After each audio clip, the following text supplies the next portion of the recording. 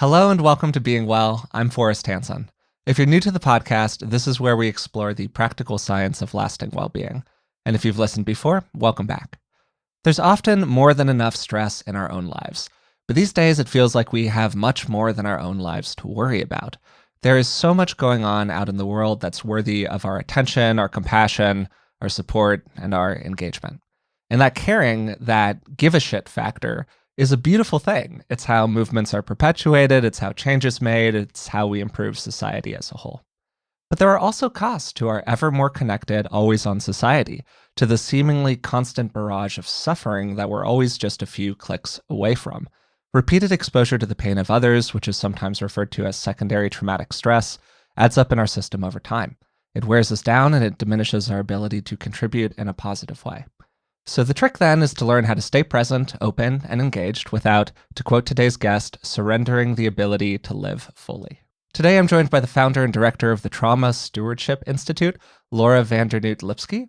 Laura is the author of the wonderful books Trauma Stewardship, An Everyday Guide to Caring for Self While Caring for Others, and her newest book, The Age of Overwhelm, Strategies for the Long Haul. So Laura, thanks so much for joining me today. How are you doing? Good. Thank you for having me. I'm really looking forward to this conversation.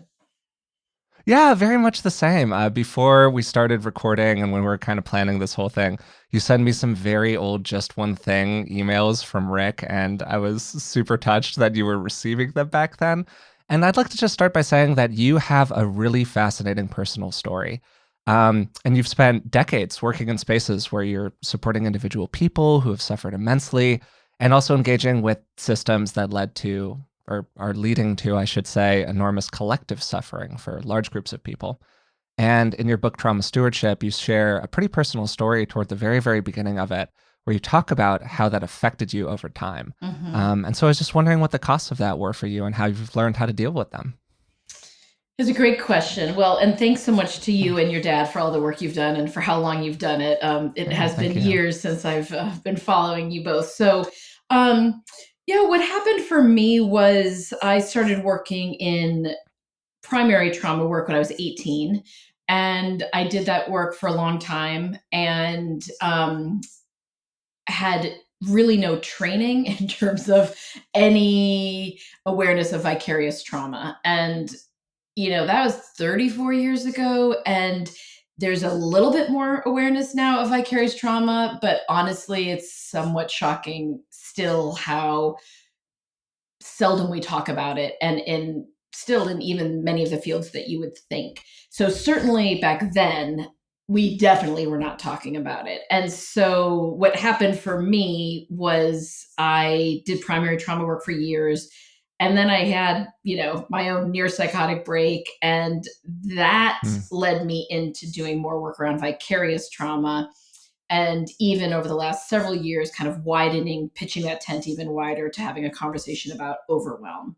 Um, and what we know about vicarious trauma is any human who is exposed to suffering, hardship, crisis, trauma of humans, other living beings, or ecologically what's happening on the planet, there's going to be a cumulative toll. But unfortunately, in field after field after field, there's been this misinformation implicitly and explicitly communicated. If you're cool enough and tough enough and dedicated enough, you're just going to suck it up. And so Yeah. that's the misinformation I was indoctrinated into. And it didn't end well for me. It doesn't end well for a lot of people. Yeah, so you've touched on a bunch of things there that I just want to loop back to through the course of this conversation. You said vicarious trauma, I said secondary traumatic hmm stress. We're kind of hmm talking about the same thing. Yes. How does this show up for people? Like, what are the costs of this? Yeah, that's a great question. When I wrote Trauma Stewardship, we came up with a trauma exposure response. And over the last 2 years, that has grown significantly. With everything folks are navigating with the pandemic and then structural supremacy and the climate crisis and democracy's dissolving. And so we added to it. So some of the primary things that would be familiar to your listeners are a sense that you're never doing enough. So feeling like you're never doing enough, feeling like you always should be doing more, no matter how much you're doing. You never feel like you're doing enough. You always feel like you should be doing more. There's a sense of exhaustion, but not like, oh, I'm tired. And then I lifted some weights and took a nap and now I feel good. This is like a soulful tired, a spiritual tired, like your ancestors were tired people, tired. There's a sense of, minimizing. I think a lot of people can relate to minimizing. So, you and your dad talk so much about gratitude and perspective, and this is not that. So gratitude, wonderful. Perspective, context, love it. This is where you start instead putting pain on a hierarchy and suffering becomes a competition. So it's, if later this afternoon, one of your listeners feels like, they have a headache, and then immediately a voice comes into their head, like, I'm not intubated in an ICU. What am I complaining about? Right. So it's like that really harsh voice that we usually do turn on ourselves first. Then we usually turn it on our loved ones. If anybody comes to you and says they're having a hard day, you're just like, oh, really? Are you having a hard day? And then ultimately, most of us who work in this field, we turn it on the people we serve, even if you're not explicitly saying that, but there's kind of that, you're exuding a sense of minimizing. Cynicism, a lot of people can relate to cynicism, even if not like the cloud above your head cynicism, but cynical humor is, every field I work in is just, there's a lot of cynical humor. Something I've been talking a lot about the last couple of years, because it really, I don't want to speak for other societies, but in the United States, we are really struggling with the negativity bias. I know this is something you and your dad have talked about, that inability to assume well about others. So we're seeing that throughout the United States. And then we see it, you see it come up in people's workplaces and people's personal relationships, just that absolute inability to assume well about each other. So those are some, there's a lot of them around the circle that I imagine there's a way that we can share that PDF and you could maybe post it on your site or something for your listeners. But there's a lot, but I think those are some of the ones that folks would really be able to relate to. I actually think that there's something about what you're saying here that's actually really provocative in kind of a way, and sort of a pushback against certain kinds of the things that you see come up in support communities sometimes. Because as you alluded to a moment ago, these symptoms that you're describing as symptoms of the vicarious intake of trauma are often held up as badges of honor for people who work inside of these fields, where if you don't think this way, you are just not grizzled enough, or just not committed enough, or you haven't been around long enough until you finally realize that this is actually the way the world works, and there are people starving in insert country, and therefore, like, why are you complaining about your life? And so you're pushing back against that really strongly. You're saying, like, no, these are not necessarily great ways to experience our own interior, or great ways to relate to the outside world, and doing things that way limits our ability to help. Yeah, absolutely. And I think, part of what you're bringing up there, and so well said, is there's a way that in like the fiber of organizations, agency, institutions, and systems, there's this martyrdom that can come. And I know that gets particularly tricky when I'm working with religious communities or folks who are religious, not all religions, but some religions, that's seen as noble, right? And part of what we want to help folks understand, for anybody who does the work they're doing from a place of understanding that structural supremacy and systematic oppression is contributing to so much of the harm that we're tending to. So whether or not you're a public defender, or you're a nurse, or you're a public school teacher, or you're a journalist, the legacy of oppression and supremacy is what's causing so much harm that we all are then trying to help tend to and repair the world.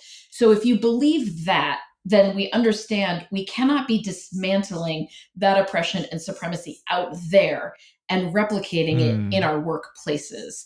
And part of the way, to your point, that it gets hidden behind in workplaces is this idea of, if you are devoted enough, if you are dedicated enough, if the folks you're serving, the animals you're serving, the planet you're serving means enough to you, you're going to put your head down and you're going to suck it up. And historically, this conversation about vicarious trauma has really been seen for the weaker set. And I think sometimes folks, unfortunately, go to this place and like, well, obviously in the military, that's how they do it. Or obviously, like, that's what surgeons do. But this is every field I work in has been steeped in this misinformation and disinformation that's not what it's about. Like, it's not about your intelligence. It's not about your devotion. It's not about how committed you are. If you're a human who is not completely internally disconnected, there are going to be consequences. It's an exposure issue. And so I think when we the way I do the work is not from and with respect, not from a self care approach in terms of what most folks traditionally think of that. I really believe that our systems and structures where we do this work and our movements as well, have a moral mandate and an ethical obligation to create sustainable environments where we do the work. So whether you're a real estate agent and you're a part of a movement, or whether your full-time job is in social or environmental justice, those movements and those agencies, organizations, institutions, systems have this obligation, I feel, to create sustainable environments and not environments that are exploitive. I love that. I think that's a fantastic framing of the whole thing. And something that I think I heard you say this when I was listening to your TED talk, or it was a TEDx talk where you were speaking to a group of people who worked in primary support. I think that it was a correctional context or something like that, It just to was give. a correctional facility, so it was both women Okay. who live in that facility and hmm are there detained there, and then it's the folks who work in that correctional facility as well. Yeah. So that's super helpful context for this, where you talked about the ways in which there's a siloing effect that happens, talking about the role of organizations in this, where often people who are having these symptoms, whether it's that you're working in an environment with other people who are primary caregivers, or you've just selected social groups and cultural groups that you surround yourself with who are also people who care deeply about these issues, as well they should. So the symptomology that you're describing shows up inside of the whole population. So the whole population kind of normalizes around it, both in terms of the coping mechanisms and in terms of the lionization of it that you're describing here. And that for me was a really interesting point, and I had never thought about it. So it's hmm super helpful for me personally. hmm Yeah, and it's interesting you bring that up because it's something that I'm talking about many times a week right now with Mm, groups I'm working with. Is part of what's happening is to me it's getting even more concerning because what I'm hearing from like every field I'm working, every country I'm working right now, when we talk about how I'm trying to support folks in having awareness about the harm that's coming to them as a result of this exposure, and we want folks to be proactive, we want folks to be preemptive about it. And what I keep hearing from colleagues out there is like, Laura, obviously I'm depressed. Everybody I work with is depressed. Obviously I'm anxious. My entire team is anxious. And then it goes from there. yeah. It's part of what is really unnerving right now is how many of our colleagues are having suicidal ideation. There's rising Yeah, for suicide sure. rates amongst our colleagues. And so on the one hand, I appreciate the interruption of isolation around it, and anywhere we can have humor around it. But the idea that somehow now we're taking comfort in like, well, yeah, like obviously we're all depressed, anxious, and navigating suicidal ideation. That's not what we're going for. I mean, that's not what we're going for in Yeah, social justice. totally. It's not what we're going for in environmental justice. It's not what you're going for if you are in any of the fields, like whether you're a flight attendant or whether you're in the military or whether you're an activist. Like that's not what we're going for, right? And I think part of what happens is because we put our heads down, and because, again, pre-pandemic nobody was in a state of nirvana then, I don't think either, but the last couple of years with the pandemic and the climate crisis and all the structural supremacy and oppression surfacing, not new but continuing to surface, democracies dissolving, I think part of what's happening is folks are drowning in the sense like there's not an end in sight with any of those things, right? And then there's people's personal Yeah. lives, which usually don't feel like spa-like atmospheres, and then Yeah, people have big absolutely. jobs, whether Yeah. you're running a restaurant or you're doing one of these so-called helping professions. And so I think that's part of what you're talking about is like when we get used to it and then you look around and you're like, well, yeah, tell me something I don't know, right?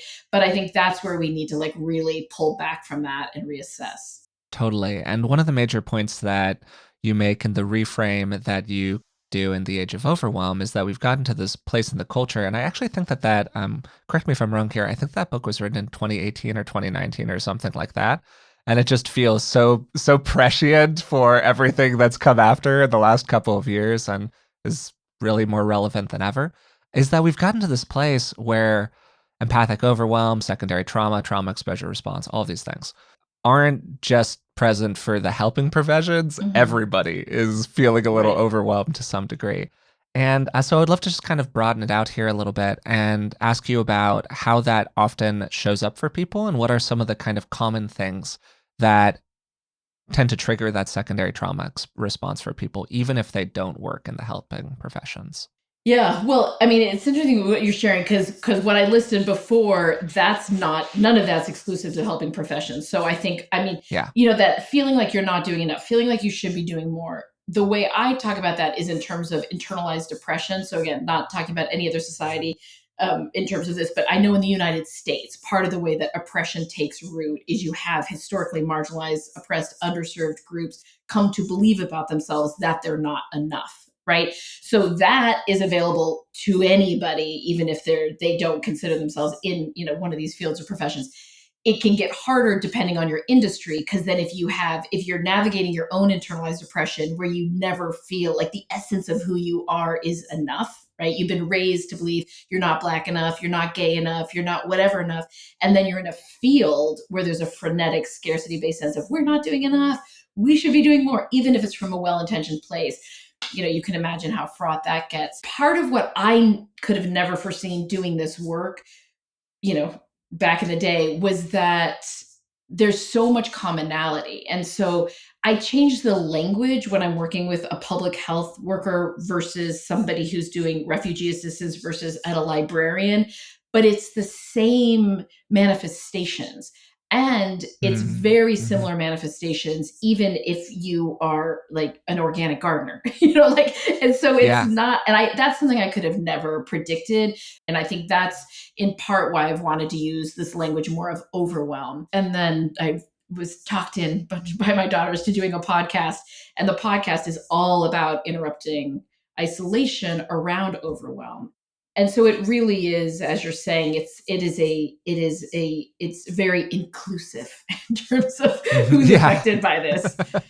Yeah, so that's the problem, if you will. That's the challenge that we're facing, which is there are all of these things that we want to stay engaged, involved, invested in to support them in a positive way.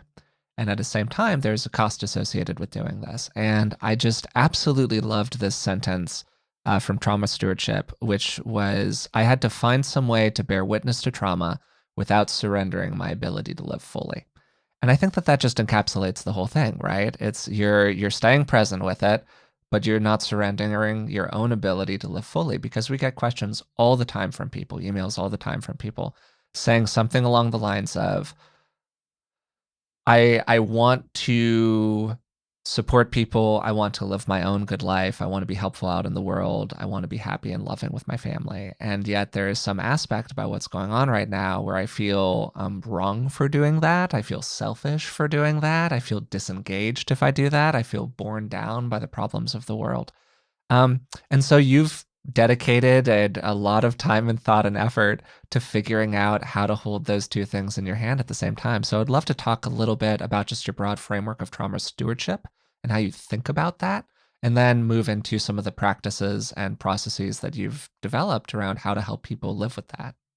Yeah, I mean, it's a beautiful question for us. And I mean, I'm the first to say this is, I don't think anybody's ever been more out of their mind in regard to all this than I've been. So I come at it, as I've shared, like not conceptual, not from a theoretical place, but as somebody who's like been so past the brink and have spent a long time trying to come back from that. So I think it's a lifelong process, and I think there are folks who have not elected to go into work that gives you that extra exposure, and simply the trauma that you're wading through anyway in your life gives you that exposure.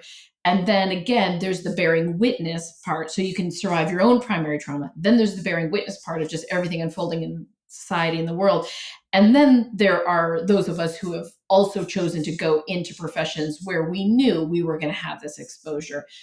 And I think part of the framework and part of the paradigm goes back to what you and I were talking about in terms of, I this work for me has always been rooted in larger context of structural supremacy, systematic oppression, and understanding that. So if one believes that, then we really need to pay attention, as Desmond Tutu says, your means must be consistent with your ends, right? Like you just cannot be focused on dismantling out there and replicating it in how we proceed, which means being over deployed, operating from a place of Mm. scarcity, really in any way not treating each other with ethics and integrity, right? So that just doesn't work in that regard. The other piece that's just a reality, and I'm always happy to just share myself as an example with this, is it doesn't end well. Like, it's not sustainable. That's the other piece of it. So you like taking it away from some, it's like so noble, like it's just not sustainable, right? So if one is not able to focus on gratitude, I mean, I don't care if you use the language of gratitude. Some people love that language. Some people feel like it's new age bullshit. Like, I don't care what language you use, but everybody's ancestors survived in part because they had an ability to focus on what was going well, right? So if you are surviving your own big waves of life, if you are noticing what's going on in the world, and if you're doing any kind of work and caretaking, like there's work in a field, but there's also the endless numbers of caretakers in our society who we don't pay attention to. Parents, your partner is ill, you're taking care of your mom who's got early onset Alzheimer's, all that caretaking. If we're not simultaneously paying attention to what's going well, you will not be able to continue to do what you're doing. And it will not end well. If we're not able to stay connected with a sense of awe. I know this is something you and your dad have talked about, and the research around awe is really interesting. Again, that's connected to gratitude, but it's also, what we talk about in terms of bottom up brain processing, and neuroscientists talk about is being able to, like, you're not just looking at a cherry blossom tree that's blooming, you actually are noticing it and taking it in. There's all these Mm. ways that if we're not pulling in life force from our surroundings, right? And that can be an animal, that can be an oak tree, that can be a human, you just won't be able to sustain. So I think whether or not you want to approach it from the ethics and the integrity around oppression and exploitation, or you want to get much more concrete about, like, oh, hang on a second, I'm actually not going to be able to sustain and take care of my child who has autism if I don't figure out some practices to care for myself, right? I'm actually not going to be able to continue and to serve as a firefighter if I don't figure out how I'm going to, like, get my feet underneath me here. I forget the first time that I heard this particular phrase, but it's you can't pour water out of an empty Yes. cup. Yeah. And you just see that over and over again inside of this Mm-hmm. space. My partner, Elizabeth, is training to be a somatic psychologist with an emphasis on trauma work. And so she's in her practicum right now. So she's sitting with clients, a lot of people. And I was talking with her a little bit before this conversation around, like, hey, this is the person that I would be talking to. What are you thinking about with this stuff? And she just kind of shook her head and said, man, like, if we could have it be this way, I just feel like everyone needs a week off every couple of months for starters, just the opportunity to unplug and to return to yourself and to be able to connect with these Mm-hmm. larger forces that you're talking about and Mm-hmm.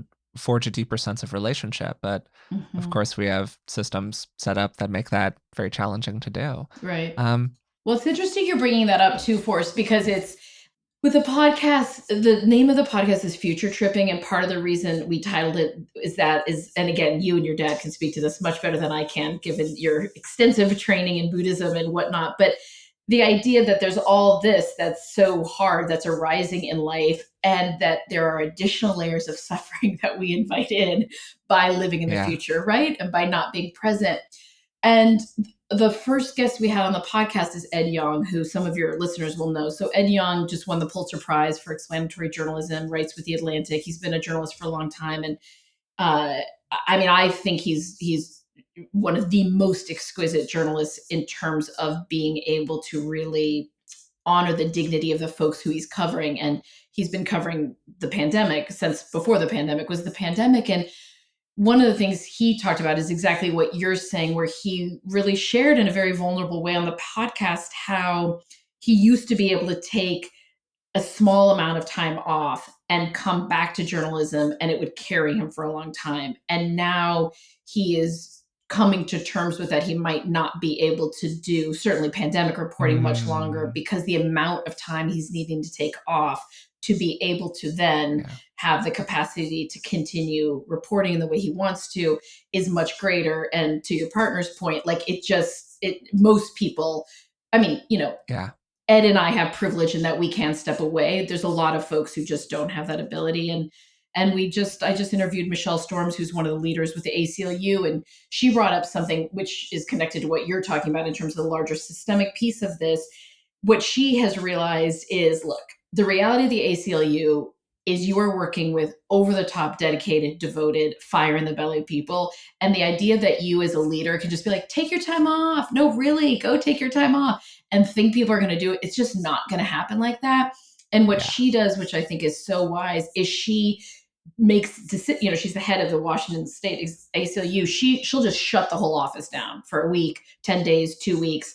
And she knows that if she, again, not to take away people's personal sense of agency and how we all, as Stevie Wonder says, need to handle our own business. So I don't want to take that away.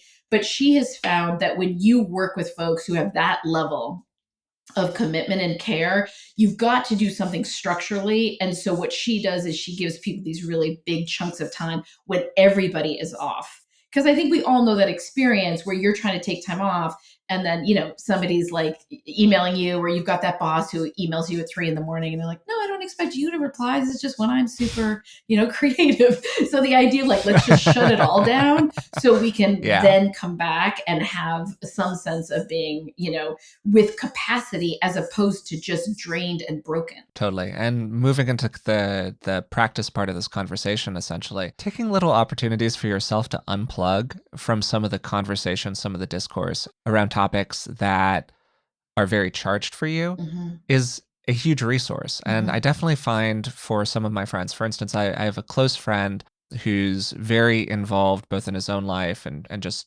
being aware of the broader conversation around issues of violence against Asian Americans that are going on right now. And he recently shared a Facebook post where he was like, I had to mute these 15 people that I follow who write about this work because I was just getting so overwhelmed by it that I started to feel uncomfortable walking home from work. He lives in San Francisco. And it was just becoming overwhelming for me. And so I just needed to take a break. But at the same time, in doing that, I felt this sense of like, I don't know, quite guilt maybe is, I don't want to put words in his mouth, but essentially a feeling of guilt associated with that around the act of disengaging. Is that something that you've seen in people that you've worked with, and how have you kind of helped them through it? Oh, yeah. I mean, yeah, you and I could spend an entire year talking about this subject alone. Sure. I think part of what, again, that I try to support people and recognize, look, I'll say this. There's nobody I work with who has a lot of time, energy, capacity, or cash, right? So people who have like a ton of time and a lot of cash, I usually try to muster, like rustle up some additional practices for them. But anybody I'm working with, we're going for desperate times, desperate measures, and in terms of practices of how you sustain. So in that spirit, I spent a lot of time talking about our nervous system. Obviously, like our nervous system podcast, a lot of people aren't seeing this, but our nervous system, and then acknowledging like where you live has a nervous system, where your loved ones spend time has a nervous system, your workplace has a nervous system, where you volunteer has a nervous system, your community has a nervous system, your region, your gut. So there's your nervous system, and then there's all these nervous systems that are interwoven, right? And to be able to just continue to keep on keeping on, we need to make sure, and some of this work draws on Peter Levine's work, who wrote Waking the Tiger, we have to understand how to make sure our nervous system and all these related nervous systems don't get to a place of saturation, right? When we don't have conditions in place to metabolize, it's largely what I think about with trauma is like, how do you have conditions in place to metabolize what you're experiencing, what you're bearing witness to? When we don't have those conditions in place, then it doesn't take long, because of how this all works with our mind and body, until we get to a place of saturation. And saturation is largely what you were talking about earlier, that circle those manifestations come from. And as hard as that is, and as much as that sucks, humans don't stay saturated. What happens is we'll rupture. So sometimes there's an internal rupture if you're somebody who internalizes everything. Sometimes there's external rupturing, right? And usually it's a combination. So I think most people can relate to that experience of feeling saturated and then the rupturing that happens individually, but also many people's homes have been rupturing, during the pandemic, right? Many people's communities, certainly our society is absolutely rupturing. Okay.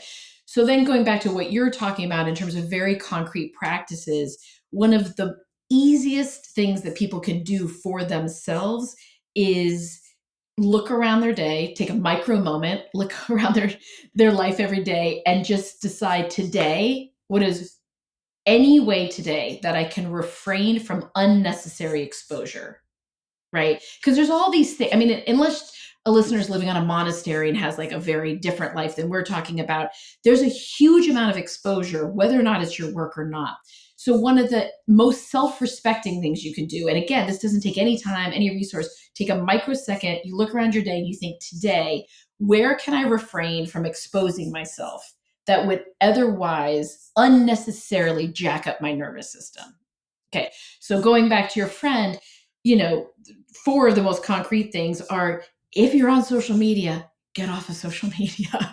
If you're still going to be on social media, be mindful of your platforms, duration, time of day, how you engage.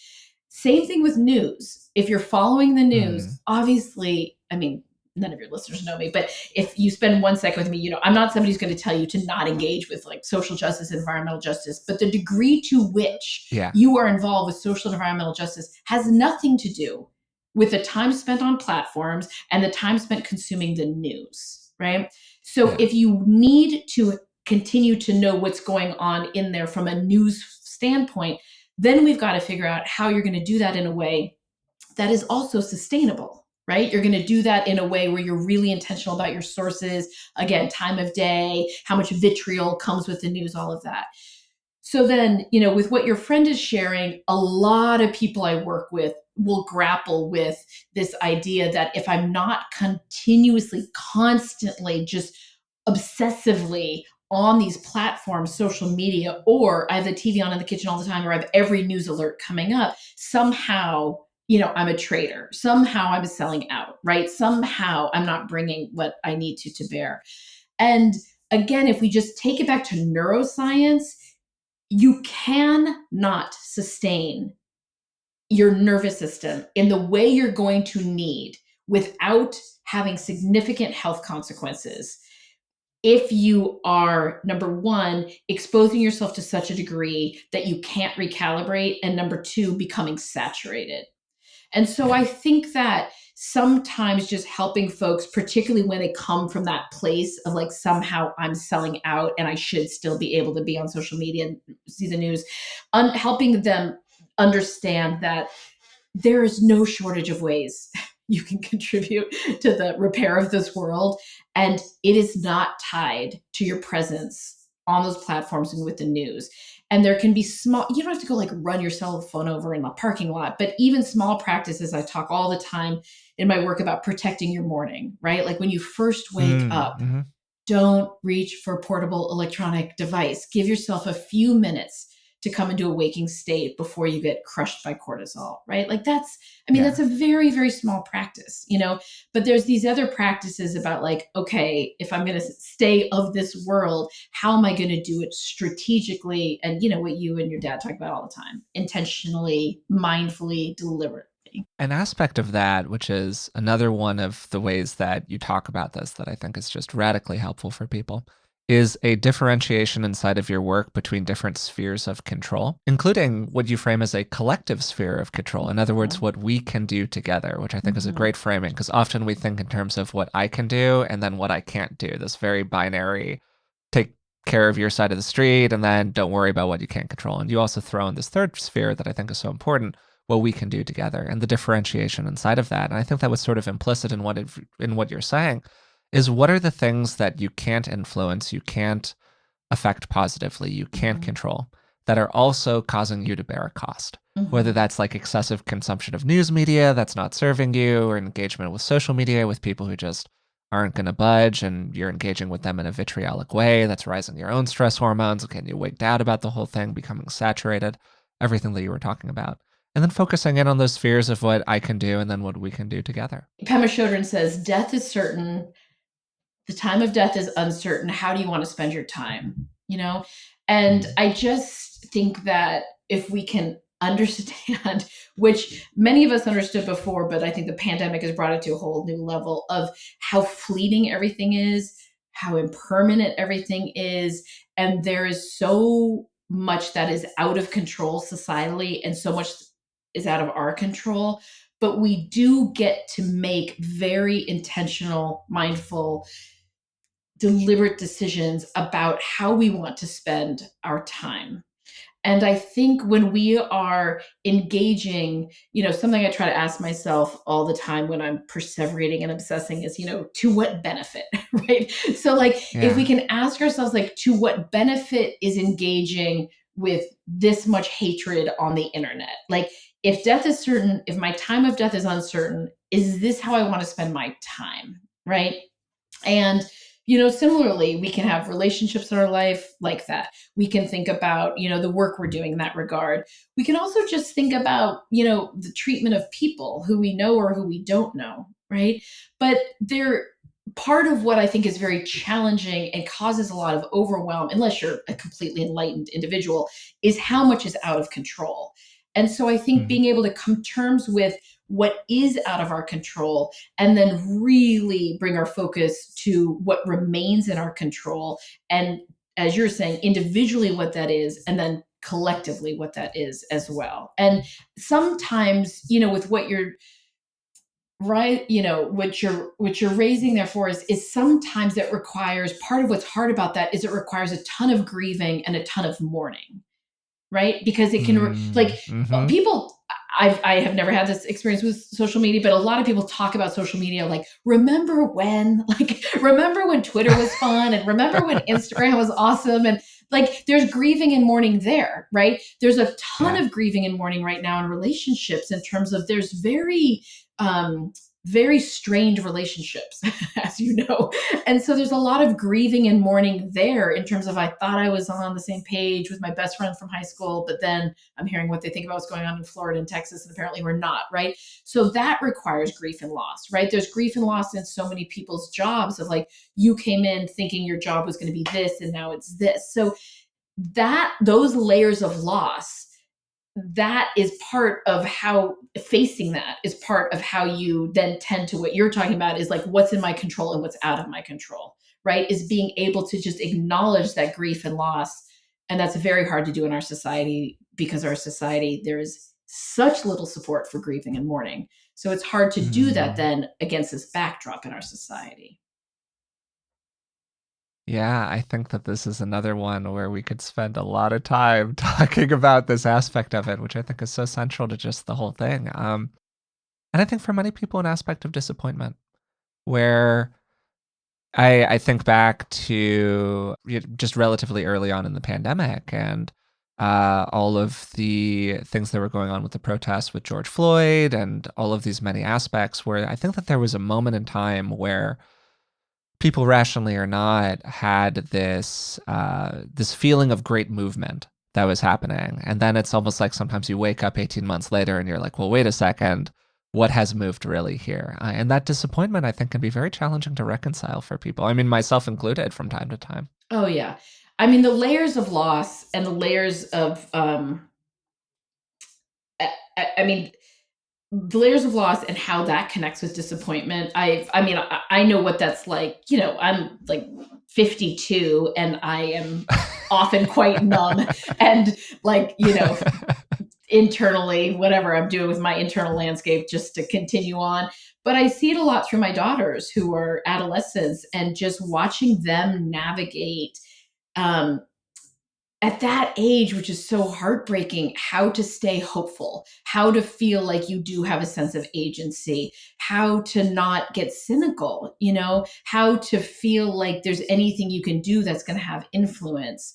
And I think in part that's why noticing anything going well, is just, it's critical, right? Because it's, most of us are so often in a reactive state, whether you're a person of color, and you're having to, like, navigate, like, every single second about how to stay safe and well, whether you're trans and you're just trying to, like, wrap your mind around the amount of, like, hatred coming, your way, whatever it is. But, like, just being in a reactive state of just navigating life, that the practice of, okay, also, we have made progress over here. This is shifting over here, right? We have some hope swelling up over here.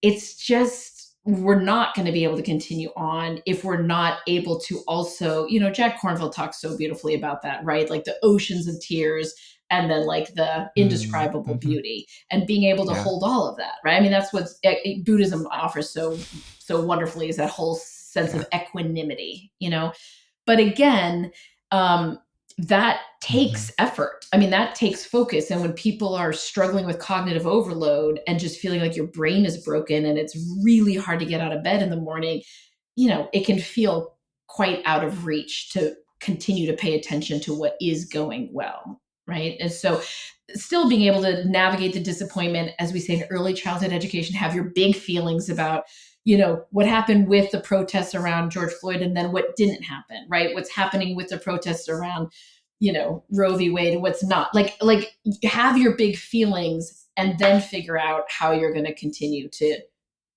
keep putting one foot in front of the other. Talking about the keeping on, and the optimistic side of the whole conversation, I would love to ask you, what's something that you're kind of proud of these days? Oh God, that's a good one. Oh man, I don't like proud Sorry, of. just sprung that on you, Yeah, but it's yeah, great. No, I something totally, something you're proud of inside of your own work, something you're looking forward to, I something appreciate that you're it. optimistic about. Oh, that's fun. That'd be like a great little counseling session about how that doesn't even, like you asked that, and I was like it just does not even compute. Um, What a teachable moment right there, I would say in growth general, you know mindset, what I Forrest. mean? Growth mindset. Beginner's mind here. Okay. Um, I mean, proud. Okay, I'm gonna be a total pain in the ass for you and like reframe that. I I mean, love like this. what I'm Yeah. grateful for, what I'm like psyched Sure. about right now Yeah. is I am really enjoying how much I'm getting to work with young people in general a lot right now, but also through this podcast. That feels to me like with some really bleak skies, like some rays of light coming in. That's awesome. Yeah. And speaking personally, if just as a 34-year-old, if you feel like you're hitting the point in your life where you're tipping into the chronic cynicism side of the aging curve, if that makes sense, spend more time with young people. Spend some time with some very, very cool teenagers if you've got an opportunity to. I think that we have such a discourse in the culture about the problems with the Zoomer generation or whatever. But the truth is that these are by and large people who have not been beaten down by the many disappointments or whatever it is. So if you need a little refresh around some of those feelings, it can be really helpful to spend time with people who maybe have a slightly fresher perspective on things occasionally. Mhm. Yeah, That can be I very helpful. absolutely agree with that, of course. And I think remembering too, like having like a wide array of practices where you can metabolize, right? And I think Yeah. that, you know, many of us are used to being very in our heads, right? And a lot of people are hyper intellectual. And I think we just can't underestimate how critical it is that we have practices that are earth-based, as your partner knows so well, the somatic practices, and that we're doing things that we just give this a break up here, our minds and our brains, Yeah. and do Totally. things ideally outside would be great, but where you're actively metabolizing. You're doing what you can to get Mm. your heart rate up, you're breaking a sweat. It doesn't matter if that's playing the saxophone or it's chopping wood or it's dancing or it's boxing, but those feelings you're talking about for it, like that, those feelings of cynicism, those feelings of disappointment, those feelings of loss, any of that has to go somewhere. And, with all due respect to our minds and brains, like that's limited. Right. And so Yeah. one of the Totally. things that's so important is that we engage our breath. And I think that, being able to engage your breath in such a way, we're also breaking a sweat. And we, every 24 hours, we have some practice where we're able to have an intention of, anything that's accumulated in my nervous system over the last 24 hours, may it be fully released from my nervous system. So I have a chance at showing up for the next 24 hours and bringing an A game to what I'm doing. And I think, like you're talking about, I mean, whether, early 50s me, mid 30s you, like the young children I'm working with who are navigating this exhaustion and cynicism, knowing that like combining some sort of practices where you are able to move that rage, move that loss, move that guilt, move that sadness, move the shock that, I mean, there's so many things that are shock worthy, and really move it out of your nervous system. So that's not something you're stewarding around. Yeah. Well, I love that reflection. I think is super helpful. It's helpful for me personally. And I also think that it's a great note to close our conversation today on. So, Laura, thanks so much for taking the time to do this today. It was very personally useful. And I just really appreciate all that you're doing out in the world. Thank you, Forrest. I mean, really, thank you for you and all of your work and your dad and your family's work and the whole the whole family squad. But thank you. It's really, this is a really very sweet and fun full circle for me. So thank you so much for having me. Today, I had a great time talking with Laura van Dernoot Lipsky about how we can better manage secondary traumatic stress, which, put simply, is the stress that we are exposed to when we interact with other people's stress. There is so much painful stuff going on out in the world these days that it's easy to become overwhelmed by it, even as we have the desire to remain engaged with it in a positive way. And I absolutely love this line from Laura's book, Trauma Stewardship. I had to find some way to bear witness to trauma without surrendering my ability to live fully.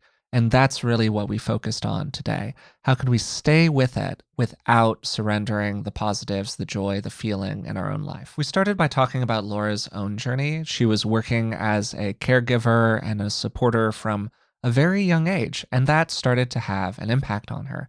Over time, there were costs associated with this, and she had to create a framework for bearing those costs more effectively. A trauma exposure response can take a lot of different forms. And some of the common symptoms are probably things that you're pretty familiar with these days. Feeling helpless and hopeless, hypervigilance, feeling like you don't have any creativity to expend in your own life, fear, guilt, overwhelm, a sense of persecution by other people, even little dissociative moments of different kinds where you find yourself just blanking out in the course of a normal day when you wouldn't have done that previously. That can also be a primary symptom. And these responses, these symptoms, are not just reserved for people who work in the helping professions. These days, everyone is experiencing them to some degree or another. And the extent to which somebody experiences these symptoms is typically directly correlated with how engaged they are in what's going on out in the world. Or, of course, if they're also part of a population of people who's experiencing a lot of persecution. Simply put, our repeated exposure to traumatic events of different kinds comes with consequences, even if we aren't the person who's directly undergoing the trauma ourselves. And this led Laura to the framework of trauma stewardship, which she describes as how we come to do this work, how we are affected by it, and how we make sense of and learn from our experiences. Throughout the conversation, we highlighted a variety of practices and frameworks and ways of being that can help people and support them in recovering from secondary traumatic stress, from reducing their exposure to it, and hopefully in making them more resilient overall. But talking about resilience for a moment, because, hey, it's the title of a book that I co authored. I'm very into the idea of resilience. We have a cultural narrative that is heavily focused on grit.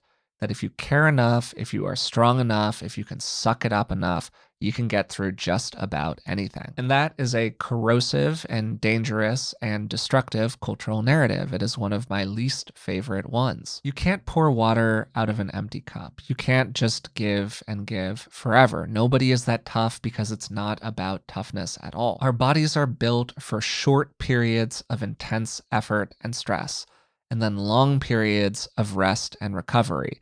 And we've really inverted that paradigm in our modern world. And that's why many of the practices that Laura named during this conversation are so essential.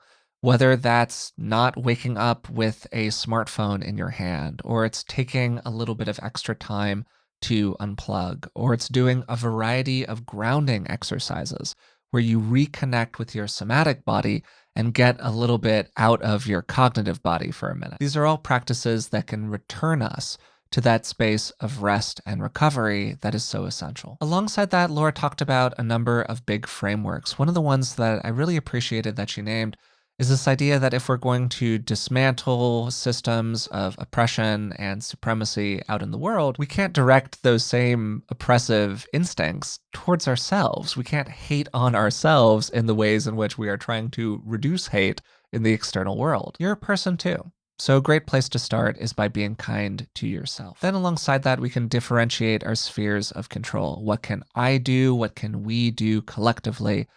And what do I really not have a lot of influence over right now? And alongside that third sphere, the sphere of not a lot of influence right now, man, a lot of painful emotions live inside of that sphere. Grief, guilt, remorse, disappointment. These are all feelings that we have often a very difficult time interacting with because they're big, hard feelings. But often releasing the things that we have no control over allows us to reorient toward the ones that we do. And that's one of the ways that we can continue to stay present, even when we start to feel a little overwhelmed. I've included links to Laura's website in the description of today's conversation. And after we stopped recording, she really emphasized that the big thing that she wanted people to get out of this conversation was that there were other people who really cared too. There were other people who are doing this work, and there are resources that are available for people if you would like to have access to them. Two great resources are her wonderful books. That's Trauma Stewardship, an Everyday Guide to Caring for Self While Caring for Others, and her newest book, The Age of Overwhelm, Strategies for the Long Haul. She also has a wonderful podcast that she just started recently, and if you like being well, you will probably love Future Tripping. And I'll include that in the description of today's podcast as well. If you've been enjoying the show, we'd really appreciate it if you would take a moment to subscribe to it through the platform of your choice, maybe even leave a rating and a positive review. It really helps us out. And hey, you can always tell a friend about it. It's one of the best ways that we have to reach new people. If you'd like to support us in other ways, you can find us on Patreon. It's patreon.com/beingwellpodcast. And for the cost of just a cup of coffee or two a month, you can support the show, and you'll receive a whole bunch of benefits in return. Until next time, thanks for listening, and I'll talk to you soon.